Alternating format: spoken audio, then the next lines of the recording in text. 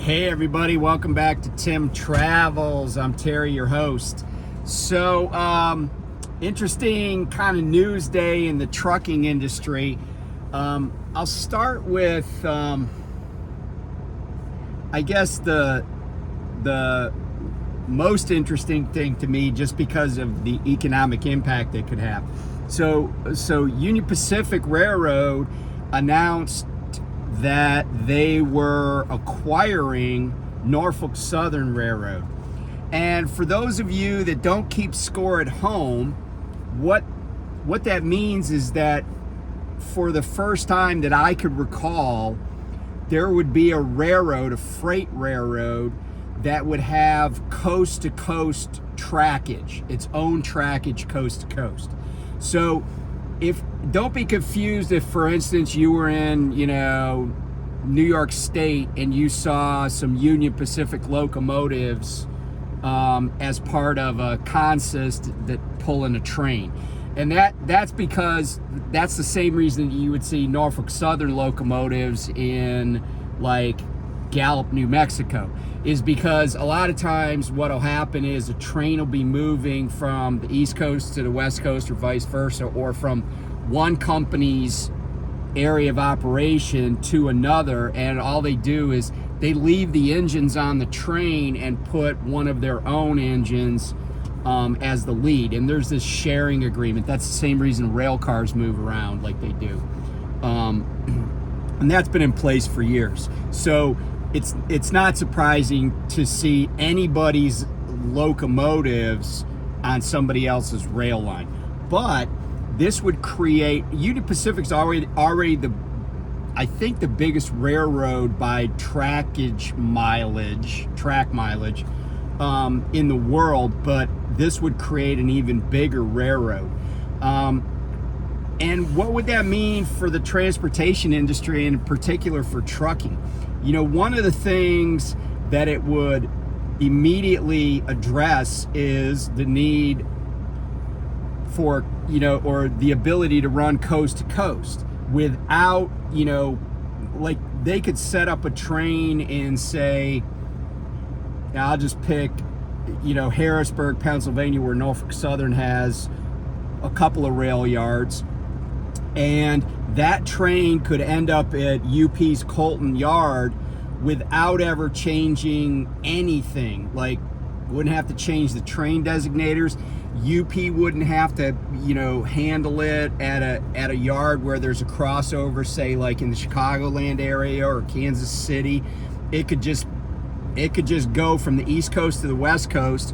All they have to do is stop and change crews, and that could add, and UP says it would be efficiency. But what it would also do is it would allow them to have a competitive advantage over every other North American railroad, including, and I include in that Canadian National, CP, Kansas City Southern. That merger did go through. BNSF would be greatly disadvantaged. CSX would be greatly disadvantaged. And even probably Ferromex, which is the Mexican railroad, would be disadvantaged. I will be kind of surprised if it passes muster, but then again, I don't know with the current administration, and it would have to go through the Surface Transportation Board as well as like the Department of Justice Antitrust Division. So it'll be interesting to see. I did note that neither Norfolk Southern's or Union Pacific stock is doing very much today, which means that the market is a little dubious, I think, about it. Because typically what you would expect to see is the acquirer, which would be UP, their stock would drop, and the acquired company or the acquiree would be, their stock would be up, because you'd think there'd be like some premium.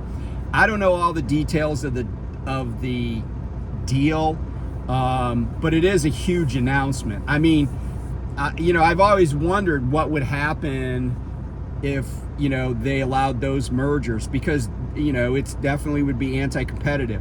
But it's interesting that there's a company, and its name slips my mind, and I don't want to stop and look it up, but they have just proposed basically a Los Angeles to New York passenger rail, which would, again, I don't know that that wouldn't necessarily hurt Amtrak, because Amtrak goes all these other places. But what it would do is it would bring us closer to being a country that uses rail. And the irony of the rail thing is that every line that Amtrak's added recently, like they started adding more trips between Chicago and Minneapolis, every trip that they've added has been very popular, and local officials all over the country want Amtrak to run in and through their areas. And so it's kind of interesting, because we got away from passenger rail back in the 60s, and then by the 70s it was basically gone. Amtrak was created. But I could tell you, having lived and worked in like the Mid-Atlantic / Northeast, Amtrak is extraordinarily popular in the Northeast corridor. Every time, if I had to go to New York on business when I was living in the DC Baltimore area or working in the DC Baltimore, I would always take the train. It's so much easier. In fact, one time I had to be in New York for something, but I had to stop in Pittsburgh first. So I flew. I was living and working in Arizona. I flew to Pittsburgh, went to my meetings there, but then they got finished early. I had some extra time before I needed to be in New York City. And so I took the train from Pittsburgh to New York, which is actually a very nice trip, but it's a slow train going across PA. And then when I got to Philadelphia, they put an electric engine on it, and we zipped up to New York. But I am in favor of as much passenger rail as possible, because I can tell you that, and you should be too, and I don't care where you live, because passenger rail takes cars off the highway. And if you drive a truck, passenger rail is your best friend. I mean, it's not going to fix all the problems, but even, you look at a train, you see a train going by, like you see the Southwest Chief, right? That used to be the old Santa Fe passenger train from Chicago to Los Angeles. You see that thing running across New Mexico while you're driving on 40? Guess what? There's, 20 cars that aren't on I-40 because somebody wanted to take a train from Chicago to Los Angeles. Or I don't know that they would have gone that way. Maybe it's 20 cars that aren't on I-80. Maybe it's 20 cars that aren't on I-70 in Colorado. But you get my point. I think passenger rail is a huge positive. And I hope, that they continue to expand, even a transcontinental trip. Because right now, for you to go transcontinental on Amtrak, you're going to have to at least be on 2 different trains. You're going to have to change trains usually in Chicago, or some, maybe like, I don't even know, down south. Like, I don't know if there's a train. Yeah, I think maybe just Chicago to get from, say, the East Coast to Seattle, or the East Coast to Portland, Los Angeles or whatever. Okay, so the other trucking news that was noteworthy for today is that Carol Fulmer Logistics, and they have big operations down in Groveland, Florida. They're going out of business. They had 400 trucks, 1,700 trailers that they either own or lease, and about 600 employees that are going to be losing their jobs. But it was interesting to me, the reasons they gave for it. Of course, they said it was the market. But the other thing that they said was that they've been having to fight, bogus, and that's a quote from an article, and frivolous lawsuits. And somebody from the company, a guy named Philip Fulmer, but I don't think it's the former coach of the Tennessee Volunteers football team. Anyway, this Philip Fulmer's like, yeah, we're fighting, 6 to 8 lawsuits at any one time, and they're all like $250,000. And I'm like, I'm reading that, and I'm sure there are a lot of people that'll be like, oh yeah, lawyers are out of control. But I'm like, well, first of all, you have 400 trucks and you have 6 to 8 pieces of litigation going on at any one time. That doesn't sound like a lot to me, and certainly $250,000 does not sound like a lot to me for a company that has 600 employees and has 400 trucks. And just to make it clear, what usually happens when a company gets sued is their insurance carrier, because the minimum amount of coverage that you can have is a 1 million, 3 million policy, right? So, and that's like $1 million per incident.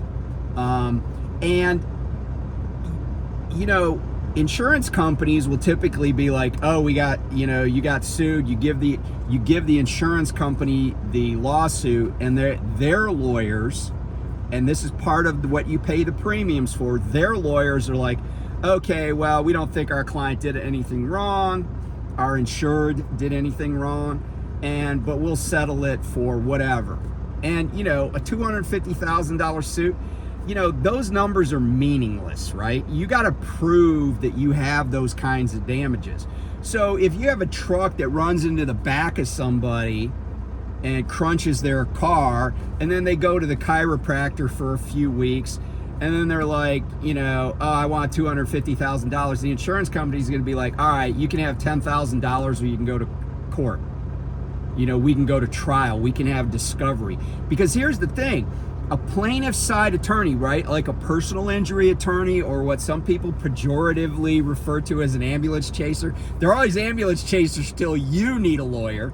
But anyway, and by the way, I never did that kind of work, but I did work in a PI, personal injury firm, when I was in law school. So I know a little bit about how this goes.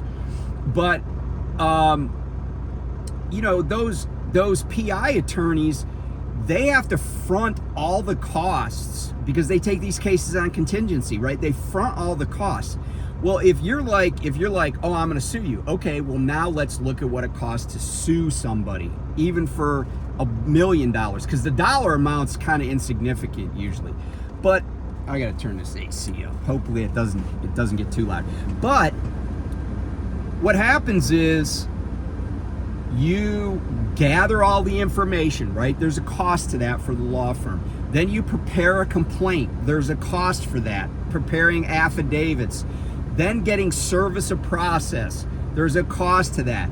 Then before that even, there's filing fees, right? There's a cost to that.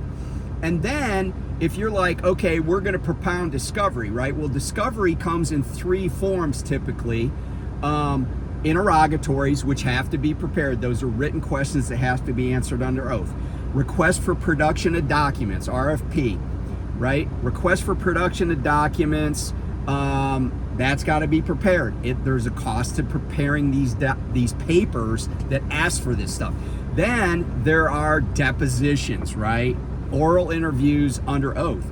If you say you want to depose somebody, you have to provide a location and a court reporter. There's a cost to that. And there's all this back and forth between the insurance company's lawyers and you. But the insurance company's lawyers, they're all on salary anyway. Like, this is all they do. And so there's a whole bunch of things that have to happen for somebody to do a frivolous lawsuit. And in fact, under every rule of civil procedure, there is if you file a lawsuit that's frivolous, and I'll give you the legal jargon that would determine frivolity, if there has to be what is called a colorable claim in the lawsuit. So for instance, if you didn't get hit by anybody and you're like, well, that truck came really close to me, that doesn't count, right?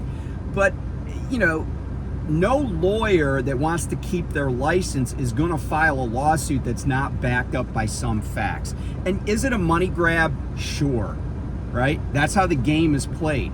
They'll say 250 grand, million. The insurance company will be like, yeah, we'll give you $7,000 and a package of Oreos with double stuff in them. And they're like, or we're going to go to court. And then if they say, no, we're not going to settle this case, because this happens even before any discovery is held. So now the insurance company knows it's going to start to get expensive for the plaintiff side. The plaintiff side is going to start doing this discovery.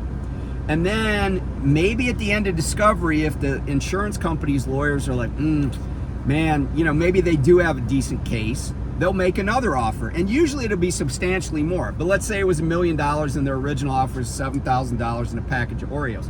They might be like, look, we still think you have a crappy case, because what else would you say, right? We still think you have a crappy case, but we will offer your client $60,000 and a case of Oreos. Okay, so now the plaintiff's attorney, what happens is they go to that client and they say, look, if we go to trial, we could lose. Because a lot of times people think that it is just a money grab, right? Juries need facts. But now if the person is like busted up into small change and they're like have to eat through a straw, then the plaintiff's attorney is going to be like, my client's busted up into small change and has to eat through a straw, so I have to put those Oreos in a blender for them. If I settle, we're going to trial. And then even as you lead up to trial, there are what are called settlement conferences, where judges get in the room and they twist people's arms and try to get them to settle. So then maybe at trial or at the settlement conference, they go in, they go, man, this guy looks bad. He's eating those Oreos through a straw. We'll offer $300,000. Okay, but guess what? The insurance, and let's say they settle for $300,000. They're like, okay, $300,000 and a truckload of Oreos, okay, that are already been liquefied. They settle, but the insurance company pays all of that, right? Because it's a $1 million, $3 million policy. So the reason I'm telling you this whole story is because it really doesn't ring true. A bunch of frivolous lawsuits are taking down a company with 400 trucks. That just doesn't ring true. And it's not like they lost all these. They've just been filed against them. And if you have dash cams and all these other things that would help your situation, then you're going to be like, no, F you, we ain't paying. $7,000 in a pack of double stuff. That's it. That's all we're doing, or we're going to trial. And the thing is that even in jurisdictions where they're super plaintiff friendly, there are motions that get filed. There are a whole bunch of things that the lawyers are going to do before it ever gets in front of a jury. So I just share all that inside baseball stuff. But here's the bottom line for other companies. And this is why it's bad news that 600 people are losing their jobs. I don't feel sorry for the Fulmer family, because they're all like second or third generation. They're all on somebody's coattails. The original Carol Fulmer that founded the company in 1954, right? I'm 62. If he was my grandfather, that means that company would have been around 8 years longer than I've been alive, right? Or 71 years, 9 years longer than I've been alive. I would have been like on his coattails my whole life. But anyway, what this means is when you have a company that's kind of based in Florida, and the only other big company I could think of that was based in Florida is MCI, and I think they're out of like the Miami area. They have yellow trucks. But the interesting thing about this is that now you have a big-ish company that probably was driving down freight rates for cargo leaving the state of Florida. Because if you've ever gone in and out of Florida and you saw what it paid, you typically would get paid a better amount to go in, and then you would just take whatever the crap you could to get out of there, or you just deadhead up to Georgia to get a load. But it's not uncommon that a carrier has to take like some stupid low number just to get their trucks out of Florida. And when I was at Knight Transportation, I remember I had a load going to South Florida, and they told me take it to Jacksonville and put it on a train. That's how little Knight wanted to run down there. Although they do have a terminal in Lakeland, Florida. Or they did. I don't know if it's still open. But anyway, interesting day in transportation. I was gonna, I don't want this video to go too long, so I might do a separate one, because somebody was asking me about, what happened, because I talked about, Pam and Heartland Express. Interestingly, the article in FreightWaves about Carol Fulmer talked about Heartland Express and Pam and how they have such terrible ORs.